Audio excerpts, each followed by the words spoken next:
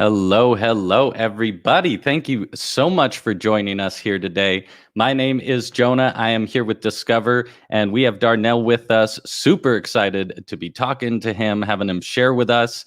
Before we get anything going, just want to make sure that you can hear us, that you can see us all right, that everything on the tech side is taken care of. So please hop in the comments. Let us know that our audio and video is all good. Also, feel free, please call out where you're tuning in from, maybe how you heard about Darnell or Discover, something you're excited to learn. Feel free to use those comments as a discussion. We love interacting with you while we're doing these presentations. So don't be afraid to pop in there. And Darnell, could you give just a little hello and wave so we can make sure that you are all loud and clear there? Hello, hello. Hey, so excited to have you here, man. Set a couple expectations for everyone watching. If Darnell is going fast through anything, or if you need to get up and step away from the computer for a second, don't fret. All of this will be available in a replay that'll be emailed to you. It'll also be available on the Discover event page and on this YouTube page if you're watching on YouTube. So don't freak out. Nothing's going to be lost in the ether. You'll have all of this available later. And if you have questions throughout the presentation, please feel free to pop them in the chat. We'll try and get to everything. If we don't get to your question, we will have a dedicated Q&A after the presentation. So if we don't answer your question right away, please pop it in again so we can make sure to get to it. We want to answer all your questions throughout this presentation. And I just want to call out a couple here. We got Sarah Dawn tuning up. She can hear us, and she's tuning in from Toronto, Canada. That's awesome. Thank you so much for joining us. We got tuning in from California, from Denver, from North Carolina. This is one cool thing about the digital world, right? Is we can all join from all over the world and do these things. It is so cool. So just to give a proper introduction here, because I want to get started, we have Darnell Brown, and today he's going to be talking about your first 3 power moves for speedy brand growth. We can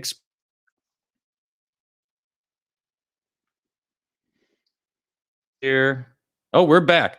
Sorry about that, folks. Sorry if there was a little glitch there. I was getting it on my end. Jumping right back in, today we are going to learn how to find an idea worth investing in. We're going to learn how to discover the right people to target and clarify how you're going to get your brand in front of those people. A little background on Darnell. As a certified brand and entrepreneurship educator, he's given high achievers like us the clarity, confidence, and tools to become beloved brands. Through a mix of courses, storytelling, and growth strategies, he's shared proven empathetic insights and sizes. Now, Darnell, I don't want to take up any more time from this event, so I'm going to hand it over to you. All right. All right. Let's do this. Oh, Darnell, can you hear us there? Yes, I can hear you. Can you hear me? Oh, sorry, folks. We are getting a little bit of tech issues here. Please be patient as we try and round them out. Yes. Make sure everyone's Wi-Fi. If you can hop in the comments list. You can hear me? All right. Sorry, then I'm just getting a little delay there. But Darnell, we're going to hop right in and holler if you need anything, or if that happens again, we are going to try and just get rolling with the time we have and holler if anything is a problem there. Okay. All right. So.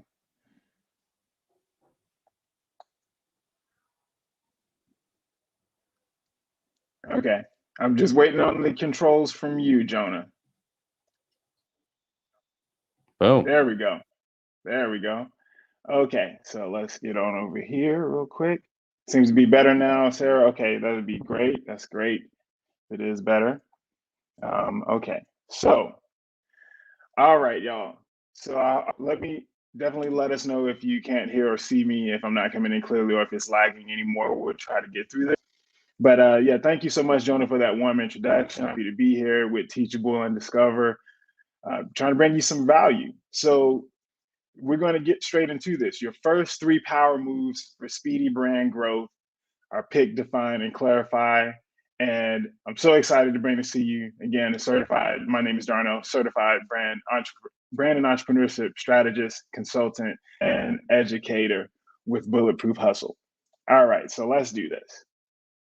Now, on today's agenda, we're going to go through the first three things you have to do when starting or relaunching a business in today's world. I'll show you some examples to help you follow along and really be able to put your business in its place or something that you're working on. We'll go over some free tools that you can begin to use immediately. And then I want you to stay tuned so that I can talk about next steps for the rest of your journey and present you perhaps with a compelling offer and incentive. So stay tuned to the end to take advantage of that. All right. Now, this workshop is for you if you are overwhelmed with all the information out there. You might not know where to start. You might need some actionable guidance that you can start using immediately. You may want to launch or revamp a business, but you might be struggling with the time or money aspect. You could have a bunch of ideas. You might be a great idea incubator person, but you don't know which of those ideas to pursue. That's what this workshop is for. Let me know in the chat, actually, if any of these sound like you. Maybe you are at a point, let me know what your business status is. If you're about to start a business, if you are in the process of building your business, maybe you're side hustling, maybe you are struggling with spending more time on your business. Let me know in the chat where you are right now with regard to business. I'd love to know, and I can kind of continue to gear this workshop more in that direction and give you more advice that pertains to your unique situation. All right, so Brandon says he struggles with time. Yeah, so many people are really struggling with where their time should be spent. So when we get to the end, I got something for you with regards to that. And side hustling, yeah. So yeah, let me know. All right, so you're gonna learn how to today find an idea worth investing in, specify who it is that needs what you've got, and then being able to clearly explain what you offer in a compelling way that your audience to lean in. That's what we're gonna do today. Now, let's talk about why this matters. Okay, so just to give you some context, back in, so Converge Hub said about 2 years ago that 50% of small businesses fail in year one. CB Insights, 42% of small businesses fail because of lack of market demand. We are having trouble getting our products out to people, and they fail because there is no demand for them, or we're having issues with communicating what it is we offer to our brands. And 31% of small businesses have closed due to COVID-19, and that was in 2020. So you can imagine that each of these stats have gotten even a little bit worse because of the pandemic. So if it isn't immediately obvious to you, I care because I'm passionate about entrepreneurship. I'm passionate about folks getting out there, realizing their dreams, they're getting their fullest potential. And I didn't mean to start this in a dark and gloomy fashion, but I just wanted to let you know kind of the uphill battle that you're up against. I want to be very straightforward with you about that. Now, here's the thing. I want you in the chat right now to make a pledge that you will not be one of these statistics, that you will not be one of these businesses. I want you to pledge that right now, stake your claim, document it, put it right here in the chat that you will not be one of these statistics at this point. I'm going to share insights with you to keep you from becoming these. And I just wanted to let you know how it is and kind of the road ahead. But the great thing is there's a method, there's a way out of this, and we can do the right things in our business and build them the proper way. So that's what I bring to you today. All right. Yeah. I pledge that would not be me. There you go, Brandon. Yes, this will not be you. And thanks for y'all for sharing who y'all are and some of the stuff that y'all do. I'm gonna look at those and review those as we go on later on in this workshop. All right. Now, who am I? Why are you listening to me? Why am I bringing you these insights? Just wanted to give you a little bit of context on me. So the ugly truth is, in 2008, I made the brilliant decision to quit my job because I had outgrown it and I was looking for another job, but I couldn't find it. And one day I woke up and I was just like, I'm going to go at it alone. And I made that brilliant decision. Wow. I bought a home and a car, and it was our first home, my wife and I, and we moved in together. And I was just like, wow, such a great decision, as you can see. I had no digital portfolio because I'm coming from the graphic design industry, y'all. Had no digital portfolio. I had no savings, no credit lines. I had tens of thousands of dollars in student debt. The odds were completely stacked against me, but it was a bed that I made, so I had to work my way out of that situation.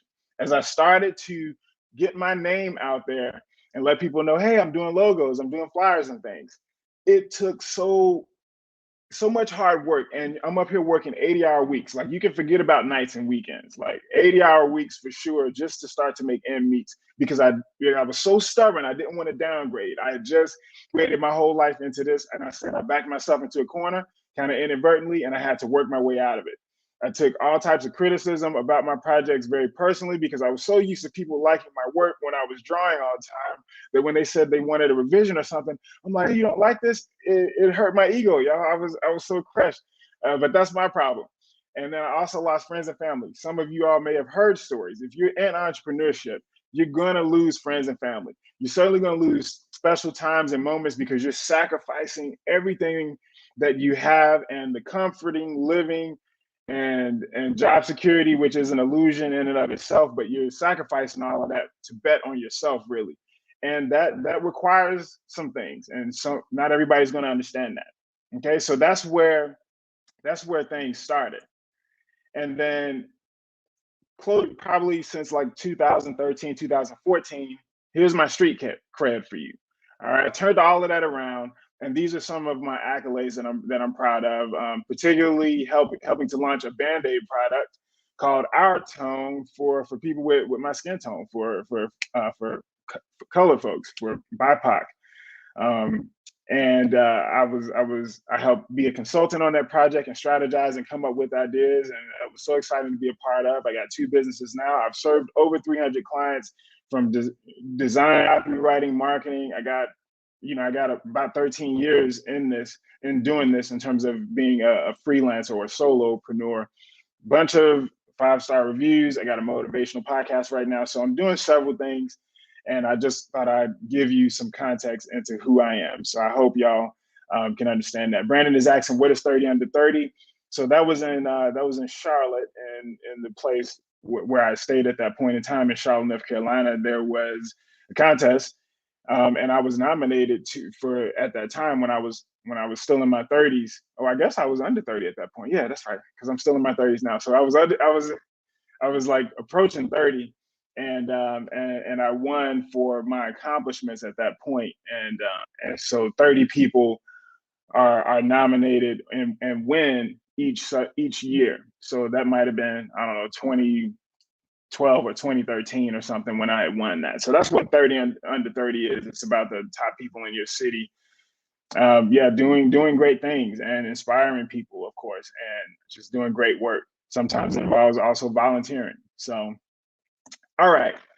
Finally, I just wanted to share with you a couple of brands that I've worked with over years. I'm proud to have worked with these brands. Same as before, worked with them in many different capacities, whether it was graphic designer, copywriting, marketing, creative director, brand strategist. I've worked in many of these different capacities. Some of these brands you may recognize: Band-Aid, Johnson & Johnson, 23rd Group, Aveda Institute. So I got experience in all these places. These are some of the clients that you may recognize. All right, so let's move on. Before we get started, does anyone want to get out? Let me know in the chat. I don't think that you do. I appreciate you still being here, so let's get into it. And bonus points if you know what movie that this line is from in this scene. I want you to let me know in the chat, because it's always fun. This is a classic movie, and one that's in the zeitgeist like crazy, so you should know it. But let me know in the chat if you can tell what movie this is, and kudos to you, whomever gets that. All right, so the very first thing that you have to do is pick a problem. And these first 3 steps, the number one thing to building or revamping a business, no matter what industry that you're in, it doesn't matter where you are in your thought process or how much you think that you understand your business, you must always start with the problem. And you start with the problem so that you understand your why, because times are going to get hard, and you might be changing audiences, you may be shifting careers. But one thing you have to be is you have to be passionate about something enough to get over those hurdles that you are inevitably going to go through. Now, picking a problem it starts in three brackets here. We notice, we select, and then we have to become finely tuned to what's happening, We got to choose something out there, and then we need to make a plan on what we're going to do about it. Now, let's break this down. All right. When you notice for picking a problem, this is about seeing what people are regularly complaining about online, offline. People are complaining about things all of the time around you. Sometimes you might be ignoring it because you're tired of the complaints. The great thing is people are complaining everywhere, so it won't be hard to find something, a problem out there that exists. There are more problems than solutions. You are now just going to starting to become more like you're going to turn on your radar to say, okay, I'm going to listen out for the more common things, right? So if you're going online and the places that you spend and looking in the chats and forums, seeing what's going on, as well as with your friends and family and the places that you frequent as you're out and about in the world, just start to tune in that thing a little bit more. Turn your listeners on to see what's really going on, and not just be only looking at things from a conscious and subconscious level, but starting to listen consciously and really actively and intentionally. Next, as you're doing all of that, you want to choose a problem that you're very, very passionate about solving, right? So all of these problems that exist, probably hundreds of thousands of problems. Now you're going to start to close in because it's too broad. Now you want to start to take more of a micro view of it all and say, okay, well, what is something that I equally like am passionate about, and what is something that I feel like I'm uniquely suited probably to solve, something that no one else is doing the right way, and I can sit here can complain about it like everybody else is, or I can do something about it. I can innovate, or I can figure out a way around this problem, right? So you have to be passionate about it. It can't just be a popular problem. No, you have to have a tie-in and a connection to this, something emotional. It could be with your kids. It could be through a situation, a traumatic thing that you've been through. It could be through experiences that you've had at work, experiences from your past, thing that ties you in emotionally to it. Because I'm telling you, when things get hard, you always going to remember your why. You're going to remember that you got a tribe out there of people like you or that suffer from this problem as well. And you are working on a solution for it. All right. And then finally, you're going to commit. You're going to figure out a way to address this problem using your current skills. And the key word is current here, because building a brand in a smart way and doing it in a quick way for speedy growth is to look at your current situation, your current resources, the things that are available to you, the things that you have access to, the knowledge that you already have. I'm not talking about going back to school and spending another 5 years on anything. This has to be knowledge that you already possess, skills and a trade that's right there that you may have not tapped into for a while. It could have been from when you were a child or in your young years as an adolescent, whatever it is. Go in that time capsule if you need to, or ask people about what they find value in from you, or maybe it's a hobby or something. You have to be able to connect the problem to something that you are already skilled at, and so that you can be resourceful and not waste time learning new trades and things. Now, let's look at this example for lawn care. Lawn care is a thing that we all kind of know about, whether or not you're a homeowner. We all see grass and things at all of the time. So let's say in this example, if we're trying to pick a problem, it would be something like, okay, you might find out from all your research is that, man, lawn care companies, it's like hard to find reliable ones. Like that's a broad problem. Okay. And then coming into something more passionate, because it has to be something that connects with you, you might say, okay, well, there's some good lawnmowers out there, but it seems that the customer service is lacking and the quality is, right? That's a more fine-tuned issue. That's something that you can relate to, because it's not necessarily like the people that, it's hard to find people that can't cut, or it's hard to find people in general. No, this is something more specific. You're looking for consistency and reliability in your service. And then when you commit to it, you would be saying something to yourself to the effect of, okay, what if I could make it easier for people to find more reliable, dependable lawn care? What if I do that? Like, that's where the question is sparked, and you're tapping into what you already know. So if for example, if that was me, I'd be like, or in this example, perhaps I am a great connector. maybe I don't have the skills or the desire to actually create a lawn care company, but no, I might be good at connecting. I might be good at creating content. Maybe people look to me to offer them advice on what they should be using, right? So maybe I am kind of a local influencer or someone that people say, you know what, Darnell, I got this question. Darnell probably could research it. And that might be a talent that I have, right? Because they're coming to you anyway. Sometimes the things are right in front of us, a business model just right there waiting to be seen. And so even let's go back actually. Even another example might be something like car maintenance. That's something else that we all can relate to, right? It don't matter if you own a car or you take the bus or you cycle. We all know about that maintaining cars sucks, right?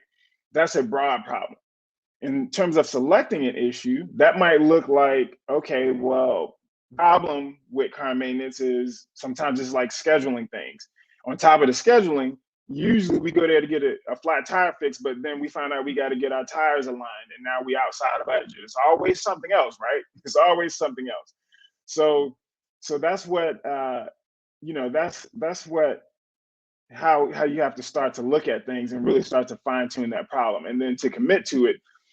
If I was in that scenario of thinking about maintaining my car and like how hard it is, well, what if I could make scheduling easier, or even better, what if I could have those technicians come to my place of work or my home, take my car to the dealership, or do their work right there on the spot, and then when I'm done with work and I leave, my car is already maintained. Boom, you can skip the entire dealership process, right? See, so it's things like that you got to start thinking about. And again, you don't have to be in car maintenance to be the one to create the company. You could just be a person that's good at building websites, for instance, or a person that's good at distilling problems down to their essence, right? So I just thought I'd give you a few examples. Now you can find problems on these list of places like here, Google reviews and Reddit, Quora. You got the whole list. So you can screenshot this if you'd like to, but these are places that you can find problems on. Cost you nothing but your time.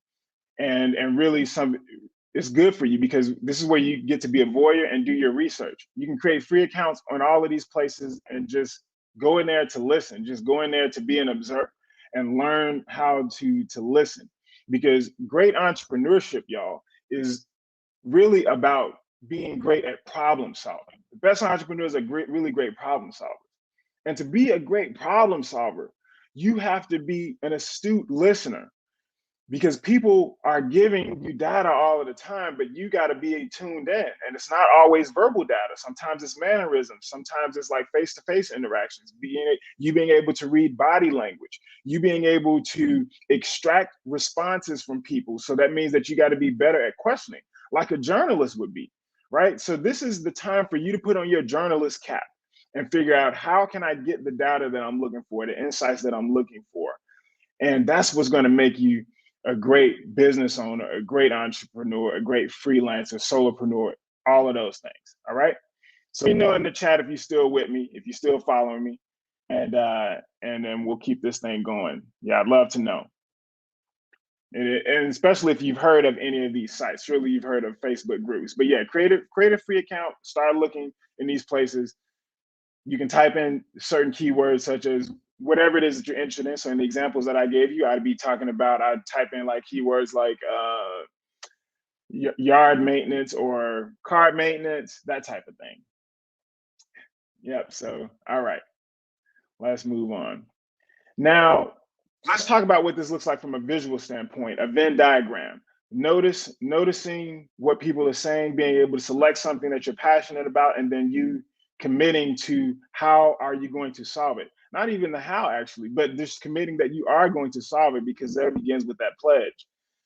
So as you can see, the Venn diagram is about, okay, things people are complaining about, the passion, and see your brand is right there in the center of the entire thing. It's where all of those things converge. So I want you to take this as well and if you're a visual person, or if you like to draw out things, that's a good way to really hone in on how all of these things, they coexist and they all work together. Now, I have created a pick a problem worksheet for you. It's a free downloadable for you. You owe me nothing. You can take it with you. That includes that Venn diagram as well as with some spaces for you to list out the complaints that you're seeing what your passions are, and then to list out what your skills are. So that's something that you are being, yeah, I'm glad that you like the diagram, Sarah, Danny, thank you for letting me know that you are still following me loud and clear. Totally get it. So again, I'm gonna share this with you after the Jonah's gonna help me take care of that part. But this is a free worksheet for you to really help you. You can print off as many copies as you need. And the objective, y'all, is to really list out several problems, because again, there's plenty of them, and there are certainly things in your life that even you complain about. The goal is to see if there are enough people that have that same problem that you can really create a niche and like an audience for, and then say, okay, this is worth creating a business around. That's how you pick a problem. That's the correct way of going about this.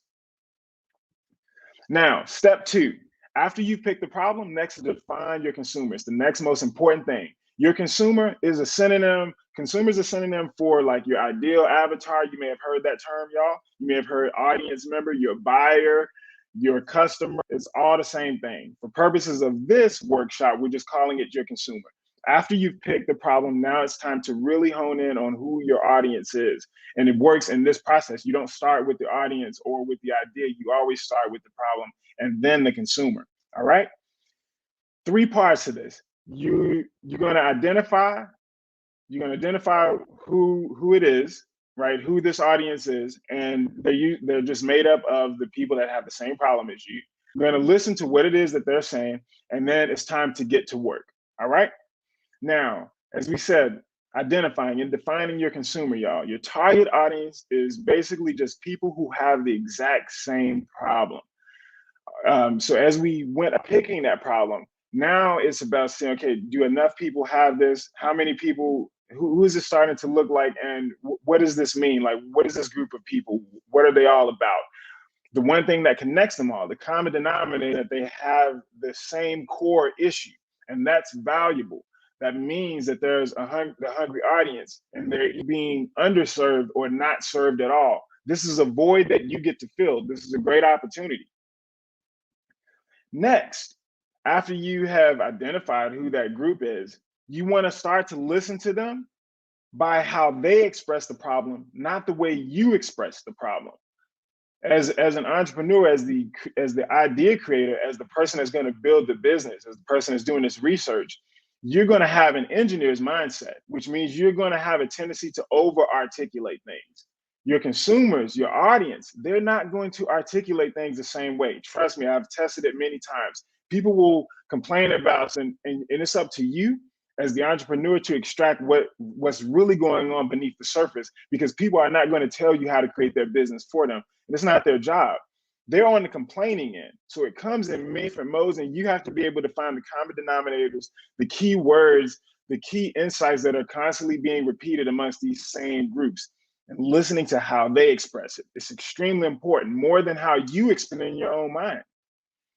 Next, after you've done that work, you need to let them know that you're working on a solution that they are going to love. This is how you start to validate the idea and start to actually pre-sell it before it's even created. As you notice, this whole workshop is what you need to do before you are worried about your logo, your website, your flyers, your ads, your social media handles, any post, anything. First, have to pick the problem. You next have to define the audience.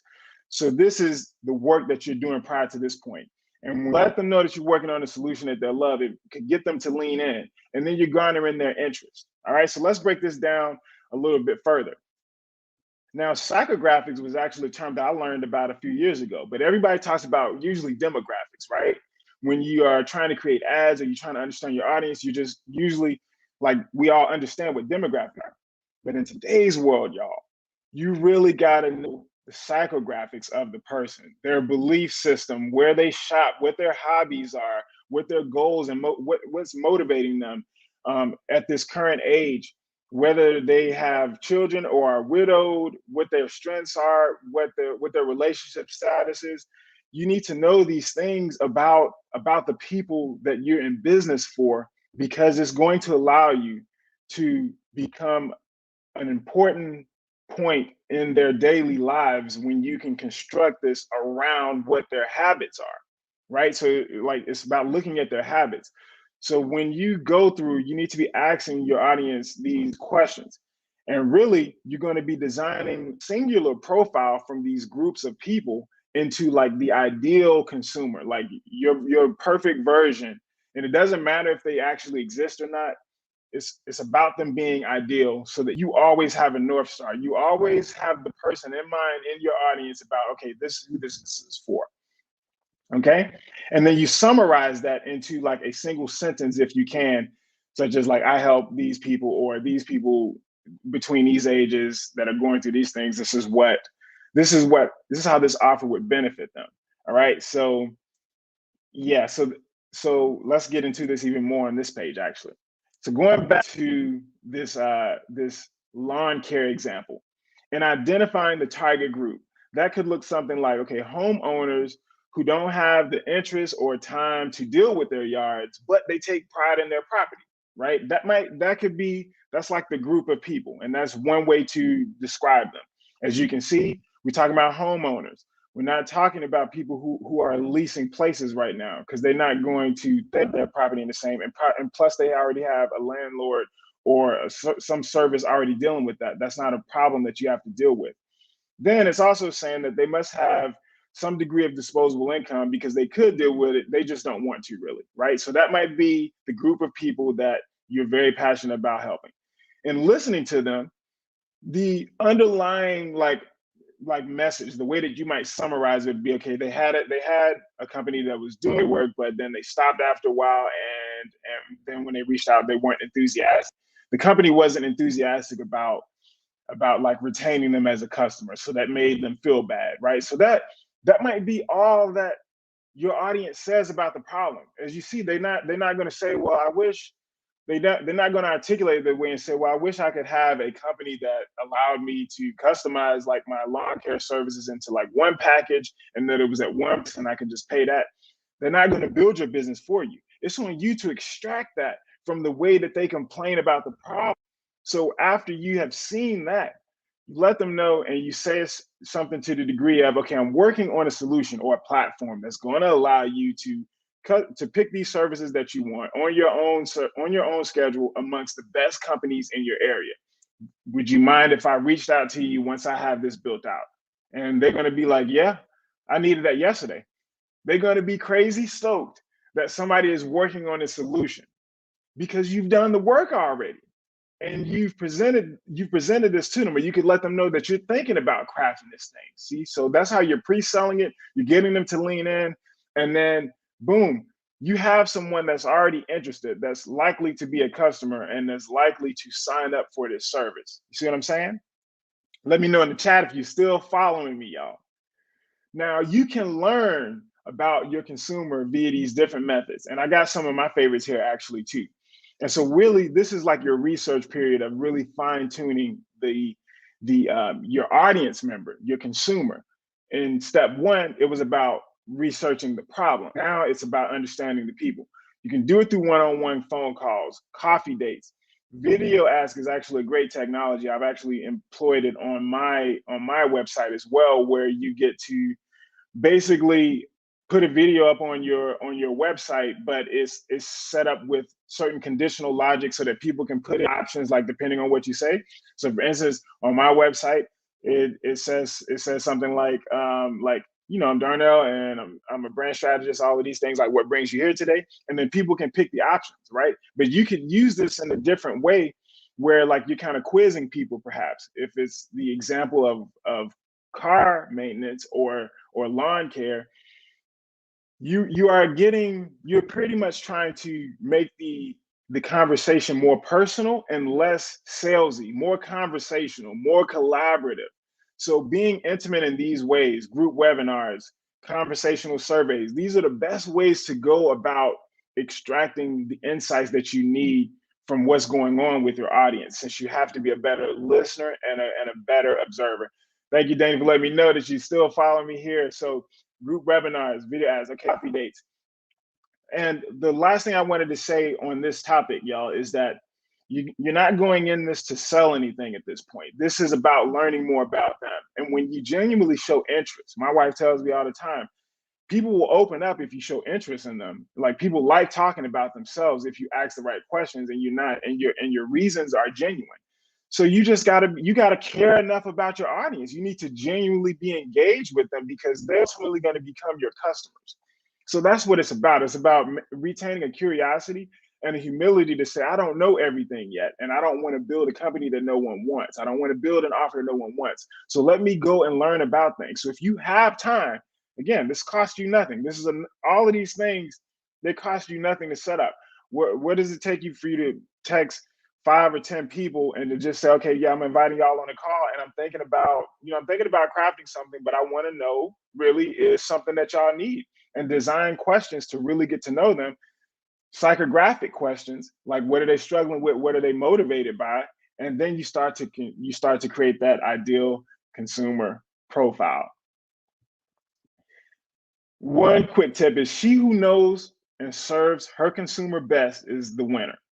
Okay, so getting to know your audience, your target audience deeply is the path forward. You need to learn their motivations, their struggles and goals. As I mentioned, you got to know them as well as you know your best friend.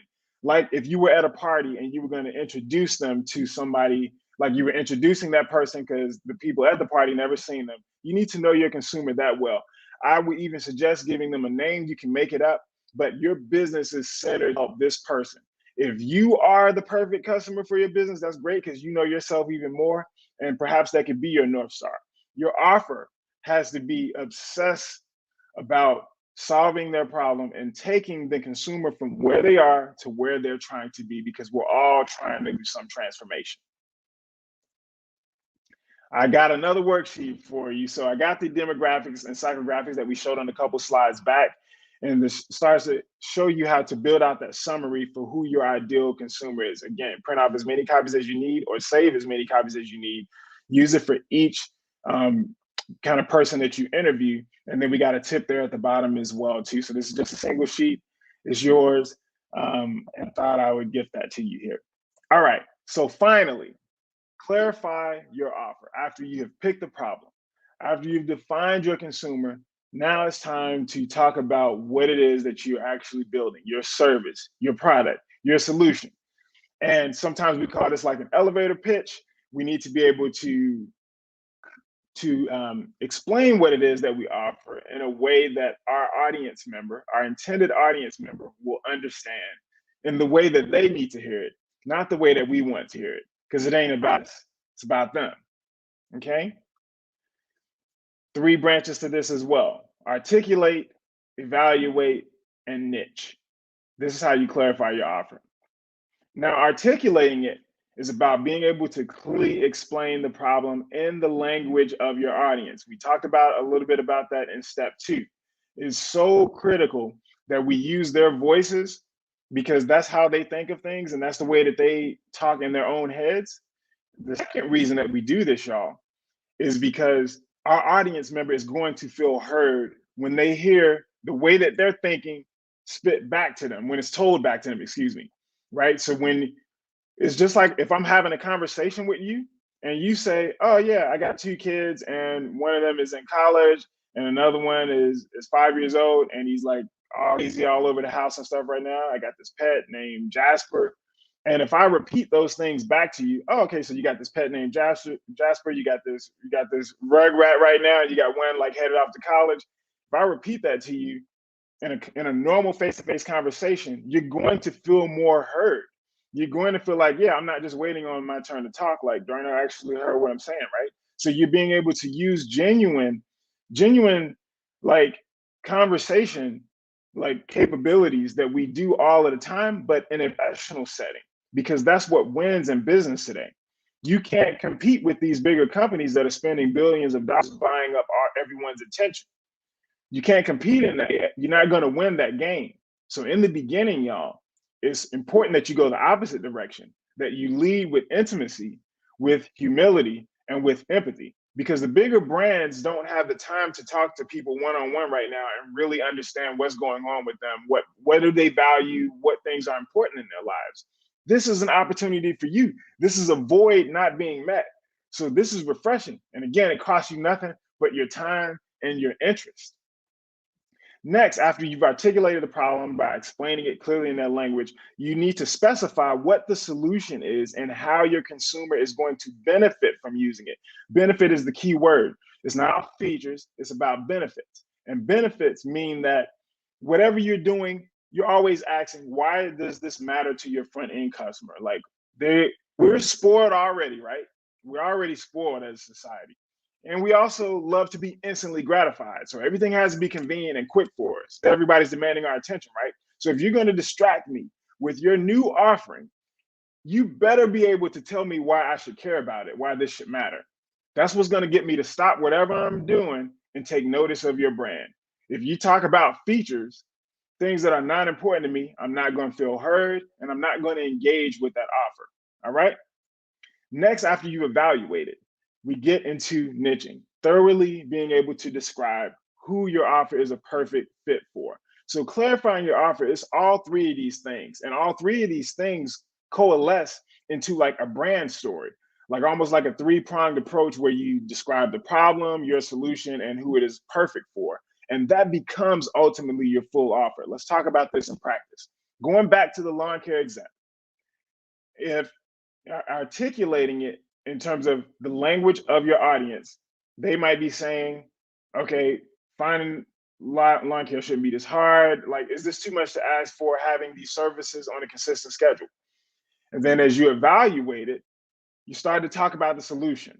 Okay, now I'm going to give you the ability to search curated local lawn care companies that you can rely on because I already vetted them. And you can pick one and design the plan that works for you. Like, how about that? And then the niche. Now we tie it all together by who it's for. Okay, this service is perfect, obviously, if you're a homeowner, but if you're looking for the best companies in your area with the highest ratings. And I'm also going to give you the ability to customize your services, y'all. Like, who wouldn't want a company like that, right? See, so that's how you put them all together. That's how you start to go through that journey. The work that we've done in picking the problem and defining the audience has all led us to what this offer is going to be. And then after this, you start to work on your website, the actual offering, the actual platform in this case, right? So that's just one example that I felt like is easy to kind of take you through. Just to even tie it up even better and tee it up if we were going back to the card maintenance aspect, right? So as the person is explaining it in their own mind, like, man, I hate maintaining my car, right? It's so inconvenient, it's boring waiting at the dealership. Things always take too long, and they always upsell me, right? They always upsell me on things that I don't need. And then as you start to evaluate that, you say, well, what if I could take care of your car and have the technician come right there on the spot, take your car to the dealership, they'll even vacuum it and shit after the fact, drop it right back off, tee up the gas, the gas that they use to take it to the dealership, and it's right there waiting for you so that when you're done with your 9 to 5, right? Because maybe this is your side hustle right now. When you're done with that, then your car is already ready to go. And then the niche, right? The niche to the person that would like this.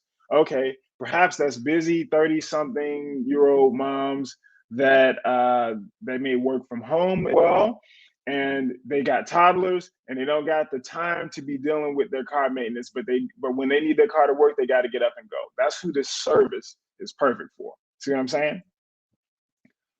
A quick tip, and I talked a little bit about this on the prior page. Us entrepreneurs have a bad habit of over explaining things with our engineer mindset. We talk too much about it and we describe it in a way that people don't get. They might ask the wrong questions.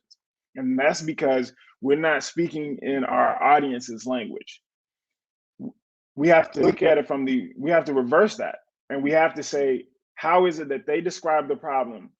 And then furthermore, we look underneath that layer. So they're not giving us sometimes very straightforward insights. We have to see what the real underlying problem is, right? So a person is thinking, oh man, I'm having trouble finding consistent, good lawn care. The real underlying problem is probably that they need a package that's really going to work for them on the schedule that they want. You have to be able to extrapolate that from what's being said. And then that's what's going to lead to clearer messaging. Okay. I got a worksheet for you. So I gave you one for, I'm giving you one for pick a problem, for defining your consumer, and also clarifying your offer. I put on here the important questions to ask.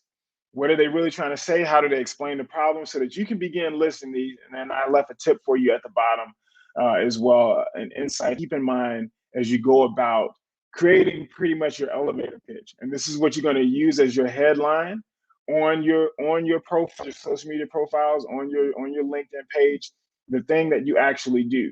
And again, your offer is either your solution, your service, or your product, or your platform, the thing that you're actually building, the thing that you're creating. That's what your offer is. And you need to tie it into why, tie the benefits in to your ideal audience and why they should care, and have that be done succinctly. After you've done 3 steps, you can go on through everything else, getting your business legitimized, and moving on with worrying about logos and your visuals and your mood board and all of these things. Okay. And yes, all of these worksheets are going to be emailed to you after the replay. So we totally got you on that end. Quick recap. Pick the problem. That's the first thing. We talked about how to pick the problem, which is to notice what's going on around you, be able to understand it, something in there that you're very equally passionate about, and then commit to solving it. Really, that's your job as an entrepreneur. Next, defining your consumer. Talking about, okay, who it is that you're in business for, why they should care, and then their psychographics, being able to really understand them from a very very fine point, and being able to know them as well as a family member or your best friend.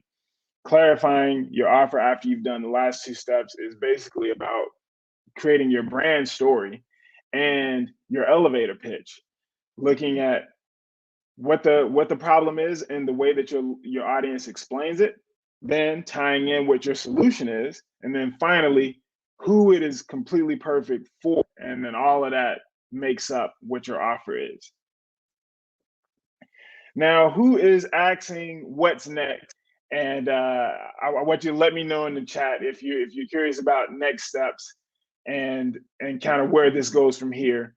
And I hope I didn't go through anything too fast, but I know that you all would have let me know here in the chat. But if you're asking for what's next, I'm excited to get into that as an incentive and kind of a bonus for joining me here today. Now, what I have for you is my latest course, which is called the 5-Day Impact. Now, this is a course that I actually created after some research that I did this past summer, which is that people, 50% of people that I surveyed told me this was their number one problem, that they have trouble managing their time. Like, this is the big thing. And even Brandon said it earlier in this chat, like managing your time, or being able to organize all of your tasks, do everything that you're trying to do like in the same day. And so this course is really designed to help an issue plaguing, at least 50% of the entrepreneurs that I had interviewed and surveyed. So I created this daily bulletproof framework. This is what I personally use as well. And it's based around creating a theme for each day to keep you on track, and understanding what you should be focused on each day of your work for 5 days, Monday through Friday, or if it's Sunday through Thursday for you, for instance. Whatever it is, whatever your week is, these are the things that you have to focus on to build a successful business. So it brings order to the chaos in your schedule. There's themes, and they're fun themes along for your entire work week. As I've just said, you got lifetime access to it. I've included some checklists and worksheets and planners, and hopefully they look visually appealing, because I got my graphic design background in there. So I like to design stuff that at least design things that at least look interesting. You also get a half-hour personal coaching session from me. That's just exclusive to people that are here for this event right now in real time.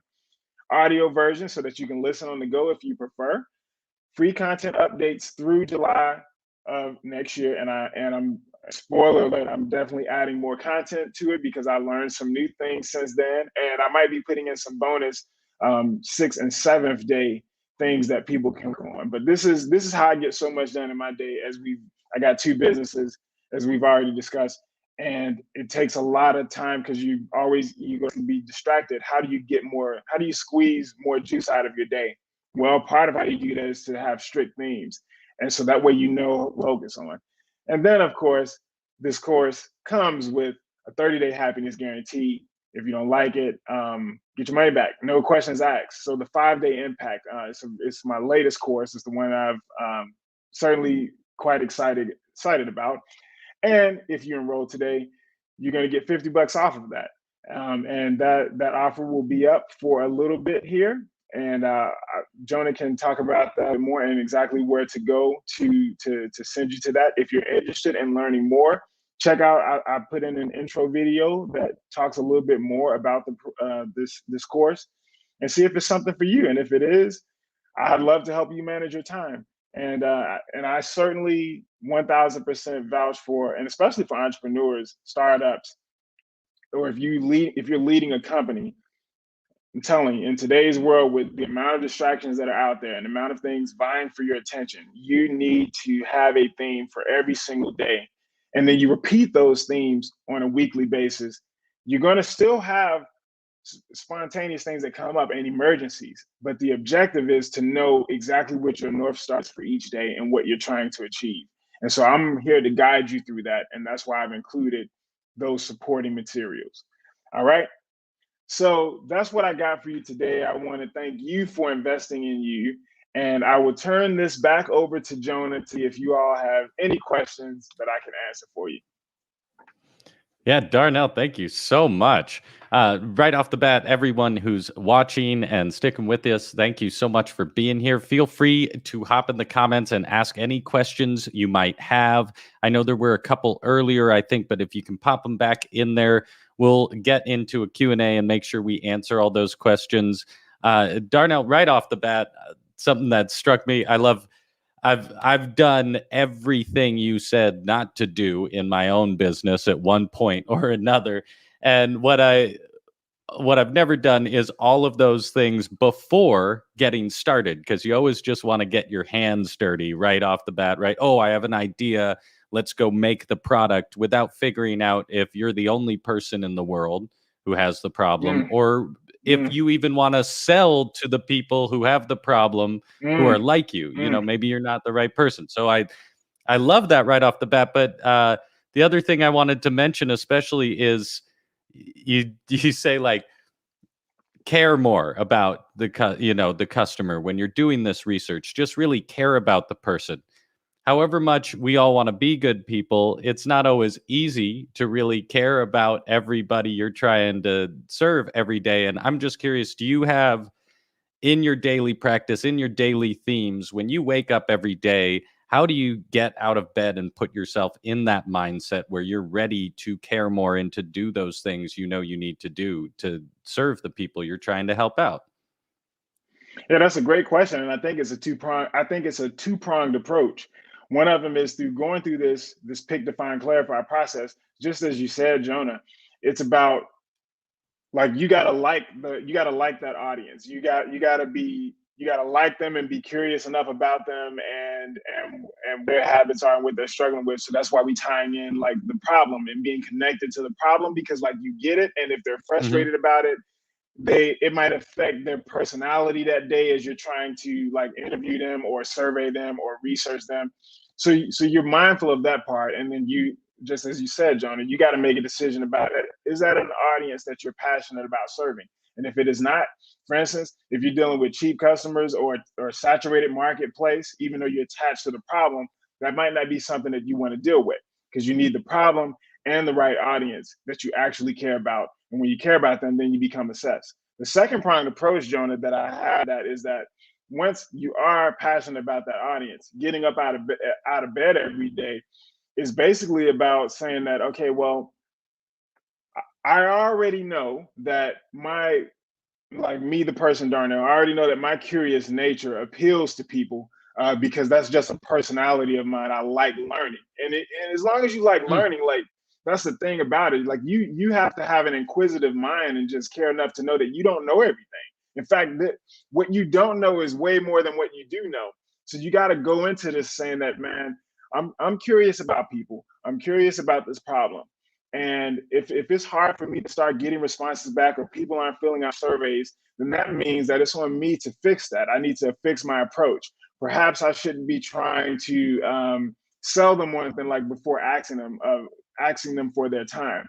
Or if I'm going to ask them to fill out a survey, that off ramp, like the off ramp is if they're on a highway because it's dealing with all this traffic, make that off ramp as simple as possible. Perhaps that survey is just 3 questions long and it has multiple choice for them, right? Because people don't want to sit out here and type out answers all the time. So maybe it's on you to do it the way I did over this summer, Jonah, is I created answers for everything. And so now you just got to pick A, B, C, or D, or E. Like, I can look at all of these answers and I put little nice icons and things in there. So it's dumb simple for people. It's completely foolproof. It's completely foolproof. And so I ask people, if you want to do a good deed today, and if I'm somebody that's brought value to your life, if you wouldn't mind taking 1 to 2 minutes to fill this out, and then if you do, I'm happy to give you some preliminary access to this upcoming program that I'm even working on, or this platform. And you will be surprised, like, people respond to that. I've actually gotten genuine responses from people that have loved that approach. They love not being sold on something, but when and again, it's not like you're not trying to get people to always do something for you. So you don't want to ask too much of people. You want to make it so simple for them and to already have it laid out so that they don't really have to think. They can have a gut reaction to things and be like, "Ooh, managing my time is my big thing," or "I'm dealing with a saturated market." And as they start to go through that process, Jonah, they feel like they can open up a little bit more and start to give you those insights that you need. So that's what works for me. I love that so much. Well, I just love both in your approach and just the world of where business is going more, that it's about solving people's problems, not necessarily finding the person with the biggest wallet and figuring out how you can get your little piece of it. If you solve people's problems, they'll be happy to compensate you for it. And I love that. Yeah, so true. The one other thing I wanted to come back to, because this actually came up in an event I did yesterday as well, was you gave some, and Brandon has a question here we're going to answer, Brandon, so don't worry. I just wanted to mention real quick one more time, you threw out all these resources where you can do this research for free on your customers. And just to make it, in the interest of making it easier, if you were to choose one right off the bat as just a good place to start, if you're trying to come up with, like, what is my solution going to be? What are the pain points? Do you have a favorite resource you go to kind of mine this information for potential customers? Great question. My top resource for sure is Typeform. Typeform is like SurveyMonkey, so they are competitors. I'm sure you've heard of it, but for those in the chat that haven't heard of it, Typeform is a surveying tool. I feel like they're the best in the business. They're all about being more conversational with your customers, with your audience, and they have the best tools that kind of really make that easy. So I'm already used to copywriting and used to, like, asking questions, and so it's not an issue for me to design questions in a way that gets a lot out of people, because I've been doing it all my life. But if people are good at asking questions or are very shy, like, that's a great way to do it, because now it's in written form. And you're able to really just use their tools. They also got a free plan on there as well too, so you can get started pretty much immediately by just getting to know people, really getting to know your audience, and just getting them to open up, because they will, if you are curious, and if they understand what you're doing it and what you're trying to gather from it. But that's my favorite tool. I really like that a lot. I like just like their whole business model and their approach to it, which is just like conversational marketing is kind of the path forward. Is to really just probe, but being conversational, Jonah, because surveys are so boring. And I still get bad surveys from big companies. They're so clinical and sterile. Like, they're the worst surveys ever. No, that's not how people talk. So the idea, y'all, and the idea, Jonah, is to ask people questions in a human way, the way that you talk to a normal person. You're not asking them, oh, what do you think of this product? And you got a smiley face, or like, what would you rate this product from 1 to 10? And it's just like, that's the most clinical way that you'd ask it. Instead, ask like how dope was this product, or how dope do you think this, in your own voice, of Right, course, but right, you could talk in a conversational way. So right. I love that's my that so favorite much. tool, yeah, for getting to know people. Yeah. Also, I want to answer Brandon's question here. Very practical one, and it brings me back to your course, which I wanted to hit on again. So Brandon's asking. He said he liked the handouts, which I agree; those were super slick. Are there more in the course? That kind of stuff. Yeah. In the 5-day impact course, yeah, I got worksheets and planners and what else I have in there? I got a couple things. I think I got something for almost every day of the week, but worksheets and planners for sure. I'm all about that. I understand that with these courses, being able to guide you and kind of hold you accountable, and so that you can start to do the work and get through and start thinking the right way, right? So, because you got to shift your process and be able to follow things in a chronological order. So, I've definitely hit you with several handouts in the actual course, just as I have today as well too. And I will be adding more worksheets to it through July of next year as well, because as I said, I'm always building it and making it better. And so, depending on when I'm promoting something, I'm giving access to those updates free and upgrades for free to certain groups of people, depending on whatever promotional period I'm in at that point. So for this course, yeah, y'all get access to those things. So it's a growing course, actually. It's an evolving course. It's complete already as it is, but I'm just going to be adding more value to it for free. I love that so much. And for everyone watching, if it was not clear, the link for the course is in the description of the YouTube video. It's also pinned to the top of the comments, and it will be emailed to you along with the replay. And that offer with the $50 off is only available for a week. And then, Darnell, I know you have a few other courses and resources you mentioned as well. Before we sign off, because we got to get going here a little bit for time, but can you let people know where they can find you, both for social media and where they can just find more of your courses? Yeah, sure thing. And I appreciate the opportunity. So you can my home is at darnellbrown.com. Darnell, just like my first name here that you see right here, Brown, just like the color.com. That's my main hub for where I am. And you can follow me or look me up on social media at bulletproofhustle.com. Got that right here on the screen as well. So I'm at Bulletproof Hustle. Shoot me a DM or a comment. Let me know what you thought of the course or of this workshop, or of anything delivered in it as well. And then as far as other courses go, I do have an expanded version of this exact of these kind of a more comprehensive, not even comprehensive, but the other 7 steps to kind of this 10-part journey. Mm. Because these were the first 3 steps, and there are 7 other things to do, like on the process to building a business. But this was a scenario where over the summer, where I learned that a lot of people having issues with time, I felt like that was the more relevant thing to really help people with. And just as Brandon said earlier in this chat, like his thing was, okay, managing time. That seemed to be a more pertinent issue than what these other steps were. But I do have a fully comprehensible version of this course that includes these 3 steps, plus the next 7 things, which culminates kind of in a 10-step masterclass process. So that's one of my other courses. And I got more coming out as well too. But yeah, look me up, darnellbrown.com, and I'd love to hear from you and know what you thought. Love it. Well, we got to wrap up here, but everyone watching, please hop in the chat. Thank Darnell for his time and his energy and for the knowledge he's been sharing. If you like this video and videos like this, please like and subscribe to the Discover YouTube. We are trying to bring folks like Darnell out and sharing all of this awesome information, building a stronger community of entrepreneurs and creative people. Before we wrap this all up, Darnell, I do like to ask everyone we have on here, do you have one last little parting bit of advice for folks who are really trying to wrap their head around finding their target audience and caring more about people finding solutions as they grow their business?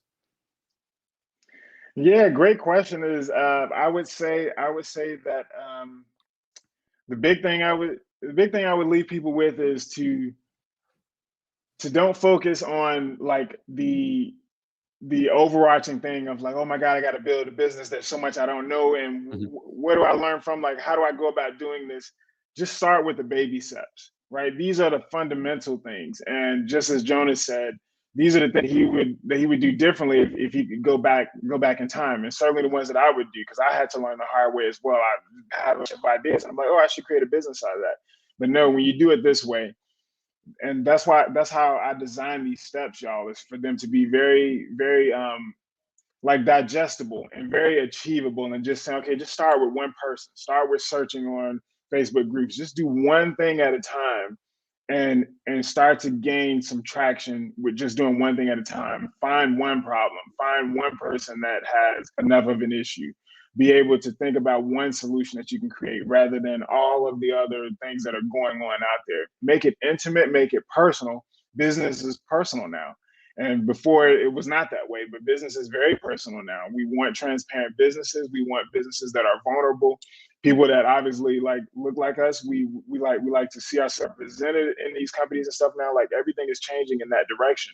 So get to know those who you wish to teach if it's a problem that you are also passionate about solving, and just start with one person at a time. Make it keep it simple, keep it focused in that way, and then watch it catch on fire that way, and watch things start happening. Watch you started to feel more confident, because you do need that confidence in it too. Otherwise, you'll get lost in the woods. You'll have analysis paralysis. You'll overthink things. But if you just do one thing at a time, you'll get there. I love that so much. Well, thank you again, Darnell, for joining us. Thank you, everyone, for watching, and we will catch you all next time. Thank you, y'all.